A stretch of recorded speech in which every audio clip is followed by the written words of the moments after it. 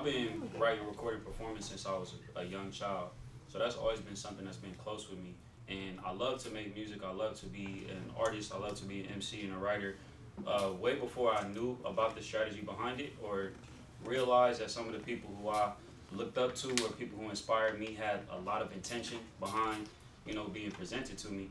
But I say that to say, when I started to get into the marketing space, this was when I was in college, and after I graduated college, I was working with different record labels on marketing campaigns for new artists. And it humbled me very much because a lot of times I was thinking like I could be right here as opposed to this person. They're not being grateful, they're not responding to y'all. And I was imagining myself being in those roles, and it stopped me from being able to give my best to whatever the challenge was. But then, you take a deep breath, you sit back, you realize, and really I just pray, I ask God to humble my heart. I was able to separate myself as a creative and as an artist, and look at each project as its own thing. And then it was dope because now it's like I'm an advocate for that artist, or I'm an advocate for that writer because I really understand what they're going through. So as I'm hearing people talk or listening to their music or seeing whatever they present, I feel like I connect in a very personal way, and it gives me the opportunity to say, dang, we might want to bring that out in their story. Or maybe let's try this, it'll make them shine in a certain way. So I say that's how those things interact. And of course it helps me as an artist as well. Yeah, it integrates. I like that. David, my next question is going to be for you. Just want to talk about a little legacy and perspective. So you're a father, a creative, and a leader in your lane. How has fatherhood and being a family man really shaped the way that you create, lead, and tell stories? Trying to bring them tears out. I'm a new father, so perspective is changing every day. I mean, I've always really been. It's been easy to hustle for me. That's the easy part. I love what I do. It's easy to get out and grind after. But after I have my daughter, which she's a year and some change, I try to figure out how to work smarter instead of working harder. And I know that's probably everybody's heard that before, but I think really more so in the aspect of expansion. We all have the same 24 hours. You can only hustle so hard, but like the things that I put my time into, I'm more calculated into those things. I'm more calculated into the people I give time to, even understanding like early signs of who don't really care about what they doing and they really just trying to tag along to what we doing. And we was just talking about that, like a lot of times when you got, I won't say got motion, but a lot of times when you're in motion, someone that's not in motion sees that you're in motion, they kind of want to get on the ride, but a lot of times that's just wasted time sitting. So a lot of these things are just intentional about where I spend my time and making sure that it's a seed. And understanding seeds, a lot of seeds ain't gonna grow, but just doing the best that you can, understand like this is gonna catch water, sunlight, soil.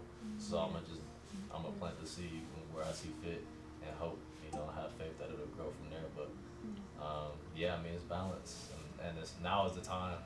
I know with my wife who struggles, sorry this answer so long. My wife struggles because she want to spend all her time in there, and I'm like, now is the time for me to like, I'm really gonna do it.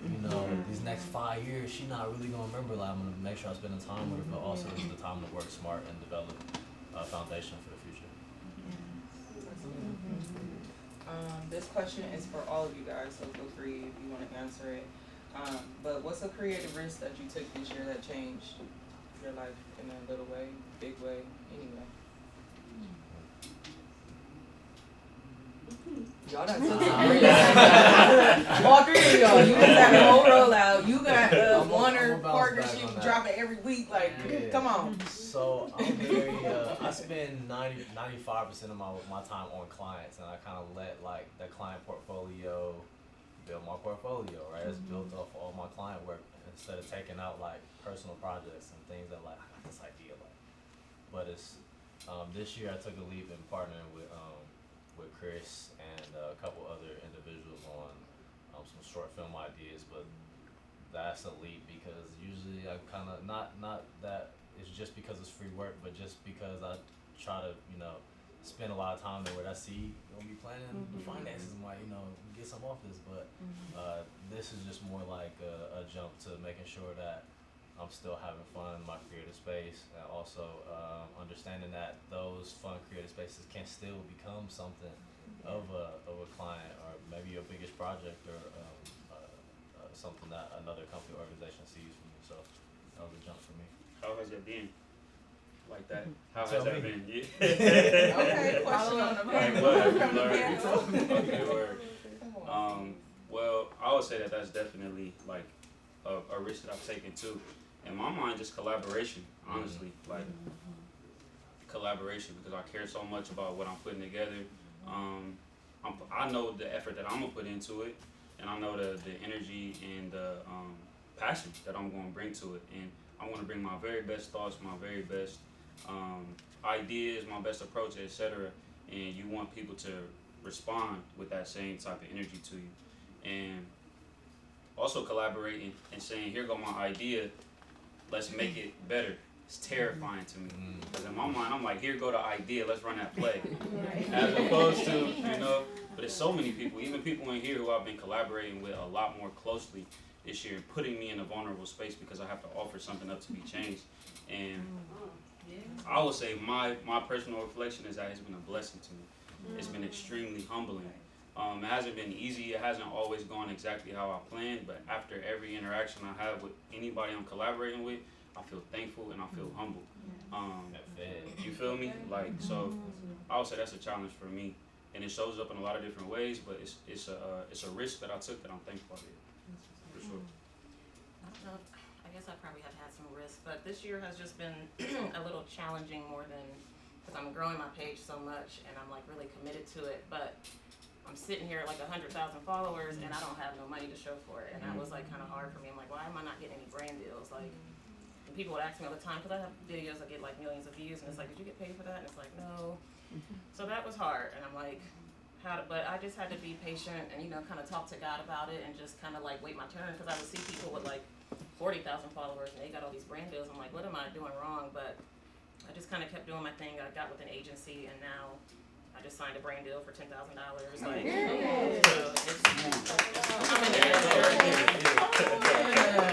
so that it's just been. I'm just in a very transitional period of my life, like being in school, trying to do all these things, putting myself out there on social media. So it's been challenging for sure this year, but it's been rewarding.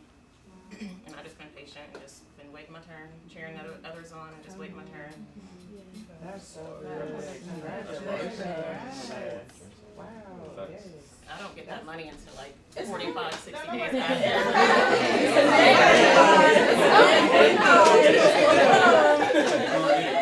Next 60, that 90 out there. Next 4 more days. Gonna be there. Congratulations. Countdown. All right. So I'm gonna get back to like individual questions, and then you guys will also do like just a hot card kind of like quick fire round question too at the end. But my next question is going to be for, let's go back to Ceez. My questions, 'cause I came prepared. Okay. Creators often want momentum without a plan. What's one strategic shift you think Columbus creatives need to make now if they want to be relevant in 2022? A plan leads to momentum. A plan leads to momentum. You feel me? That's the momentum right there. You of course it's possible to generate momentum without a plan simply just by being consistent, or having something that's relevant to other people. But the plan leads to the momentum, and it's not even the plan being executed as you thought. It's just having a plan and honoring yourself and the idea enough to plan for it, and then the plan might completely shift. When you put it in motion, but you have something to shift from. So I would say that. I would say even like David with our collab that we're doing with Freshie and Mouse, that you've been really adamant about, let's create a lot and then share. So I think that creators in Columbus will also do well to whatever content you want to put out or whatever story you want to share. Organize a lot of them, prior to releasing it, because again, it's a practice in humility. There's something special about doing something that only you know that is going on. There's something special about that. And then it also gives you a chance to let that thing live on its own, because now it's not dependent on what you got going on in your life. if we press play on this social media rollout for the next 2 months, I know a reel is going up 3 times a week from my page with my music until the end of New Year. It don't matter what happened, you know, with me, my loved ones, and my life. So I'll say those 2 things. You know, pile up what you can, but also plan before you press play. Take that one.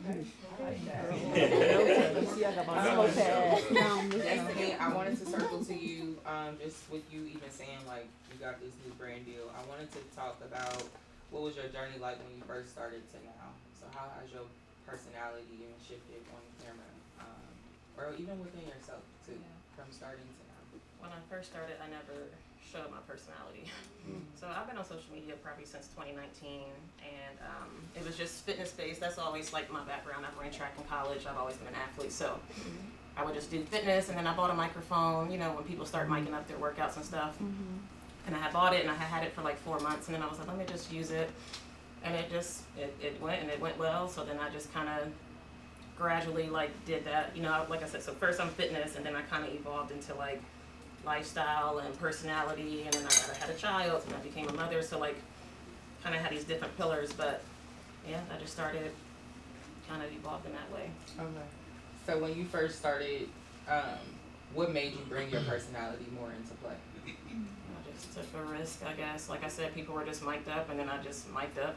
And it was just a natural thing to just do, and then I kind of, my followers, I felt like my page, they were rocking with it, so I just kind of kept doing it, and now I do voiceovers and day in the life all the time. It's nothing for me to do it now, but when I first did it, I was kind of nervous, but I'll be on there just doing whatever now.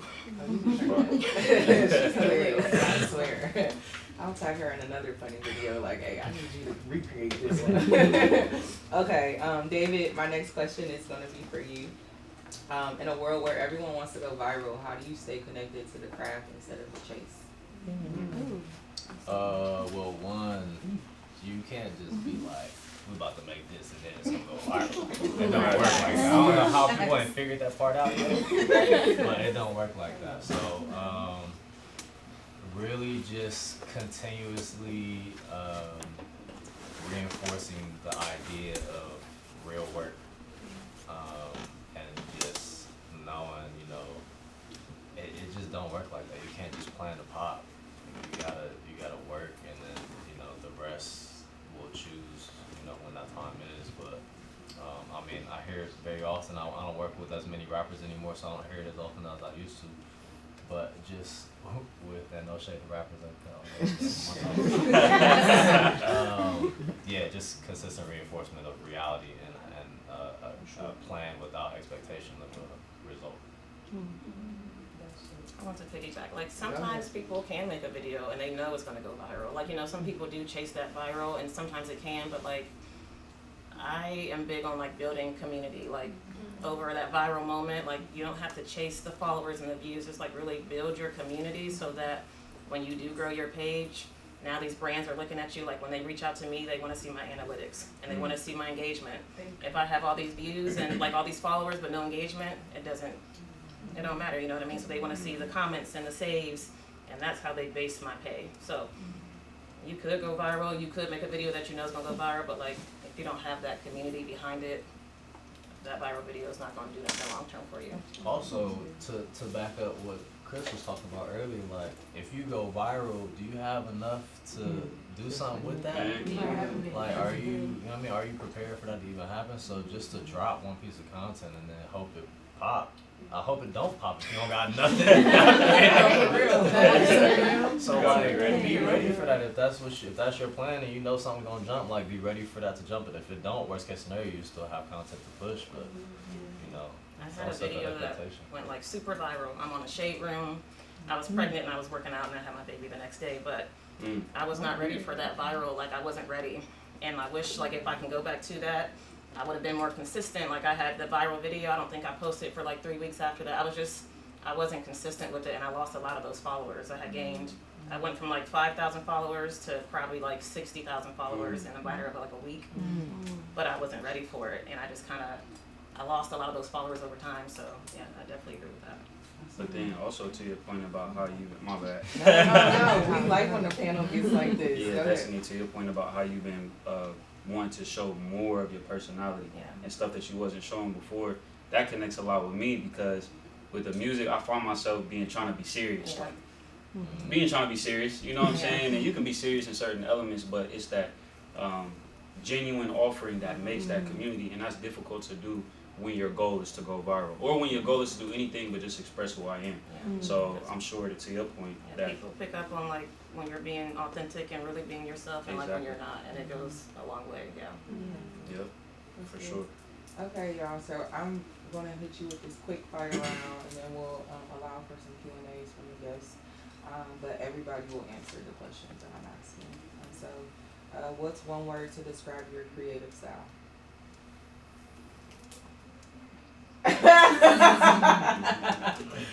I'm gonna wait. One word. It's funny, it's supposed to be quick round. That's difficult. First word that comes to your head. Honest. Intuitive. Authentic. Boom. We like Yeah. that. What was the word? Yeah, that's Sure. right. Can Yeah. y'all repeat those? Yeah, Say go it for it. again. Yeah, mine was honest. Honest. Authentic. Intuitive. That was good. A Columbus creative people should be watching. Other than I'm a big fan of Trigno. Trigno He is gets on his. all cylinders. So that's why I invest my time into him What was it again? I'm sorry. too. Trigno. Trigno. Okay. Okay. You hear that? You hear my girl? You said your name. Did she say me? Yes. Thank you. Okay. I'll say misimpressive. Period. Yeah. My girl Tori. Shout out to her. She got a pop-up shop tomorrow. I'm helping her out. Yeah, you gonna Sunday. see me. Oh yeah, Sunday. Yeah. 3 to 6 at the Brick Studio. Yeah. Yeah, my bad. It's pre-Black Friday too, so come get it. Okay. Well, like 35 vendors.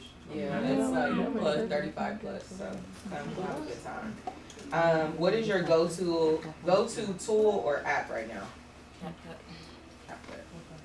You ain't gonna like mine. That's all y'all? In shot, Okay. it's an alternative to CapCut.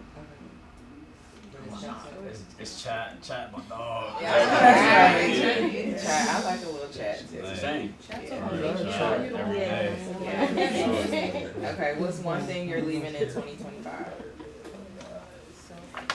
Come on. No, that's right. Say it loud. Self-doubt. Self-doubt. I agree with her. Self-doubt.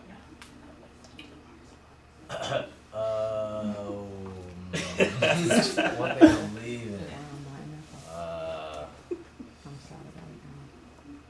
Just people who don't value their own work or their own time, them on their own. I think also I want to say overthinking. I feel like I overthink my content too much.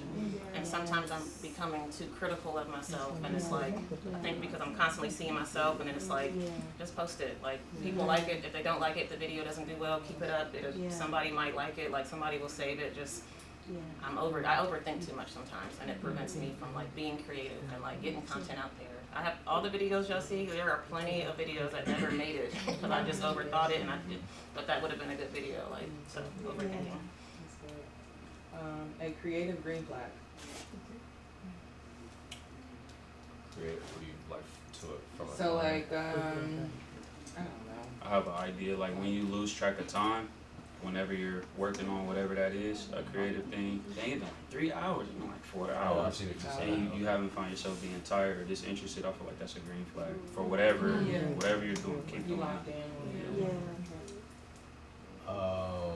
I used to produce real heavy, and one reason I stopped producing is because I stopped like surprising myself and like stepping away from something and being like, damn. So that's a green flag for me when I can step away the next day and just be excited to see something I did and just surprise myself and like, damn, how I even do that? For sure. A creative green flag. Just like, and just in general. I'm still trying to figure out what I was saying.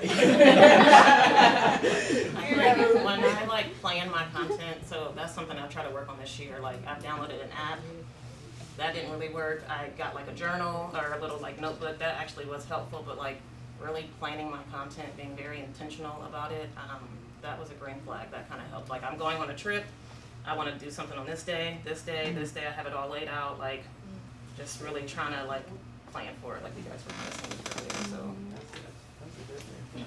Okay, and the last one is something you wish you knew earlier.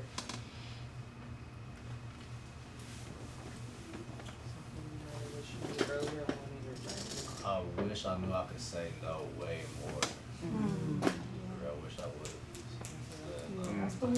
Hey, that's real. That is real, for real. I wish I would have known earlier that value is subjective. You know what I'm saying? Like if I have my idea about what I'm bringing to a collaboration or bringing to a space, it's valid and that's my thought. And if somebody doesn't see that, that's fine. It doesn't invalidate what they're seeing. Maybe it's just not a match, but that don't mean that I'm not bringing what I thought I did. And vice versa. You know, if I don't see something in somebody else, I shouldn't think that, you know, it's less valuable or that it has less potential, but maybe it's not a match for me. So.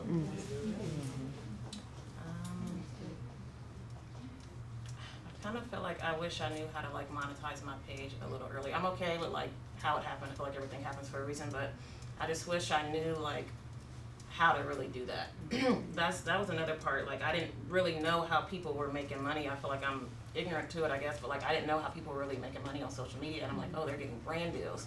I low-key just learned that out earlier this year, like how people are really making money off of social media. So I wish I kind of knew how to like monetize a little bit sooner, because like I said, I had a big viral video and I probably could have done some things with that, whether I had a program out or, which I have one out now, but like, yeah. Okay, that's good. Alrighty, y'all. So do we have any questions from our audience? It's okay if not. I have a comment. Go ahead. I just want to take back on what you guys are talking about. As somebody who's in a position to find and hire influencers or content creators, I'm not always looking for views or viral moments. I'm looking for authenticity and consistency. And so if you're a future content creator in the room, just be consistent and engagement is huge. So like I think Destiny said that.